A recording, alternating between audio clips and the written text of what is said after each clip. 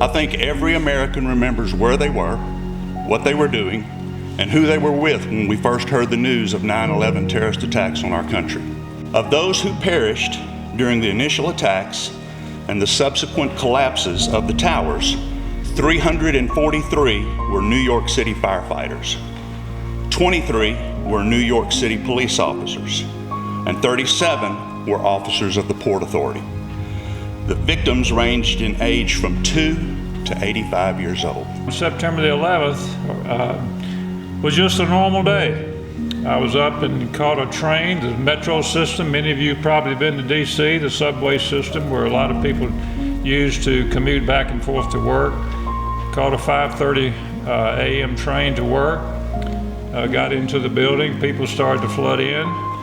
Just a normal day. And then early that morning, a little before 9 o'clock, some of us were in a meeting and someone said, "Oh, look, there's a plane that flew into one of the towers in New York City." Well, none of us we didn't really, wasn't too alarmed by that.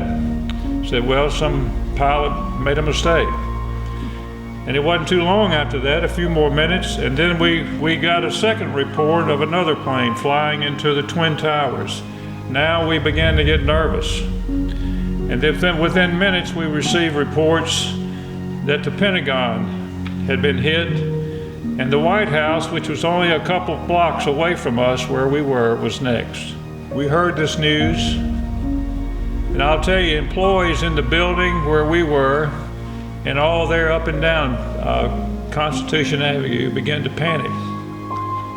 There was a panic, and people were racing for their cars, those that had cars, in an attempt to escape what they thought was coming next. So reports were given to us that the metro system, or the subway system that many of us had come to work with that day, had been shut down, and so there was no way for us to leave other than on foot.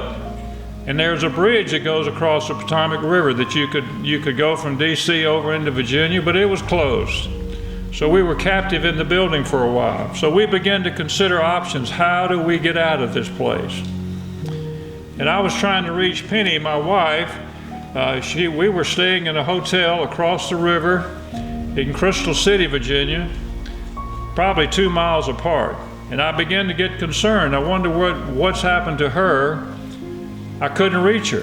Communications were shut off. There was no cell phone service anywhere in downtown DC. Well, for me, it was, like Roy said, it was just a normal morning. I left the hotel and was getting out to walk. I had not heard anything about New York, had not had my TV on, didn't know anything had happened in the world. It was just a normal day. And I was walking, and all of a sudden, I saw a plane that was very, very low. He was flying between two buildings at the fashion center at the Pentagon, a shopping mall, and the buildings were higher than he was. I turned, kept on walking, and all of a sudden, I heard the biggest sound I have ever heard in my life. It was just a horrible explosion, and fire and smoke like I hope to never ever see again. It was frightening for this rural Rankin County girl. It really was. It was somewhat unbelieving that we in DC, we in the US had been attacked. We were just in disbelief to some degree. But we got up on 9/12 and we locked arms and we recovered and we healed. That's the takeaway. Yes, 2,983 flags are out in our quad today, and each one of those represents a life that was lost, whether in the Twin Towers, in the Pentagon, or on Flight 93. They all represent one life that was lost. And because of those 2,983 names, a nation came together and said, no more.